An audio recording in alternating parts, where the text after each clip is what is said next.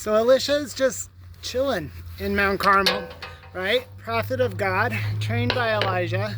He's had a pretty good run since leaving Elijah.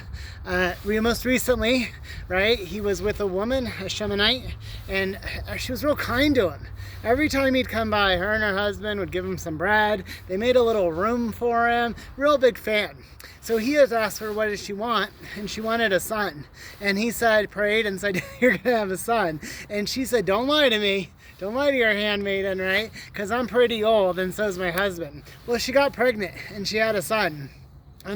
You know, you're thinking about those two today for some reason as you're dancing around on Mount Carmel, when all of a sudden there's a commotion because the Shemanite woman who we were just thinking of has arrived, and she's riding on an ass, and she's come a long way. And she tells this tale that the son was with his father in the field and his head started hurting. So he came back home, and next thing she knew, he was dead. And she says to Elisha, I don't understand. I told you not to lie to me, you man of God. What's going on? And Elisha says to her, I'm going to come with you, right? There's a servant who goes before them, and then Elisha goes with them because she got him by his feet, so she got his attention. So they travel back. The servant actually gets to the son first. He lays his staff over his mouth just to see if he's breathing. Confirms, no, he's not breathing. Elisha comes, says, and by the time he gets there, the son is laying on his bed in his room. So Elisha prays, right? He breathes mouth to mouth. He breathes mouth to mouth, hand to hands, eyes to eyes. He stretches himself over the child, right? And then all of a sudden the flesh starts to warm. So he keeps repeating the procedure. And what a lot of people will say is this is the first time we see CPR. So put a pin in that because we're going to come back to it. Ultimately, the child wakes up, sneezes, you guessed it, 1, 2, 3, 4, 5, 6, 7 times, and the child is okay. All of this takes me back to Elijah. And why do I go back there? Well, when Elijah was going to leave Elisha, he asked Elisha, much like Elisha did to this woman, what do you want? You've taken such good care of me. What can I give to you?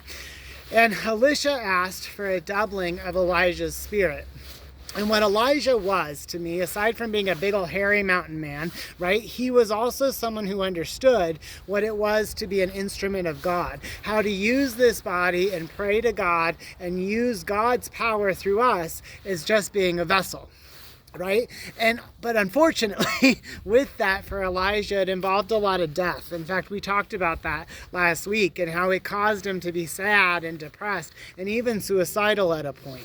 So the doubling of spirit to me means that Elisha uses hope as a strategy because he's filled with faith and with life. And instead of depression and anxiety, when there's crisis and when there's things that are awry, he's got a double of that spirit. So he shows up. And just like Elijah understood what it was to use this body as a vessel, an instrument for God, right? Elisha understands that this body is a temple and that we can maintain our temples and other people's temples to bring honor to God. And Elisha, who, by the way, where's his medical training coming from? He used to plow fields, and then he was dancing on Mount Carmel a second ago. So this understanding of how the body works, of how life flows, comes from the spirit that God gave him from Elijah's spirit, the doubling of spirit. And that's where I see this perfect circle between the two of them. My other favorite Elisha fact, right? Unlike the big hairy mountain man Elijah, Elisha was bald-headed, and he was made fun of a lot for it. And I have to say, this is a gift from God. All right. Happy Sunday, chatting at Cheesman. Hope you're having just a beautiful day.